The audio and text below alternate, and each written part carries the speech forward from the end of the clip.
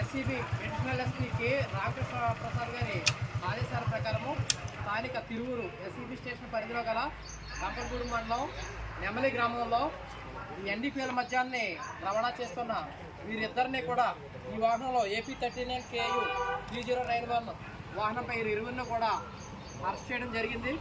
మన స్థానిక SCB station తిరువురులో వీరిపై case నమోదు చేయడం జరిగింది. సుమారుగా ఈ 297 బాటిళ్ళు నాన్ డ్యూటిఫైడ్ లెక్కలో తెలంగాణ మద్యం మరి వీరి దగ్గర పట్టుకోవడం జరిగింది. వీరిద్దరూ కూడా విజయవాడకి ఈ మద్యాన్ని తీసుకెళ్లి తెచ్చుదారకు అమ్మి మరి లాభాలు పొందుతున్నట్టుగా తెలియజేశారు.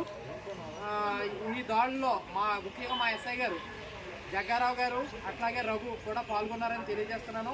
ఇకపై కూడా ఏదైనా సమాచారం ఉంటే 14500 టోల్ ఫ్రీ నెంబర్కి తెలియజేయాలని, ఈ సమాచారంలో మాకు మా కానిస్టేబుల్ మరి భాస్కర్ రావు, వెంకట్రావు వీరిద్దరూ కూడా చక్కగా చాకచక్యంగా పట్టుకోవడంలో మాకు సహకరించారని కూడా తెలియపరుస్తున్నారు.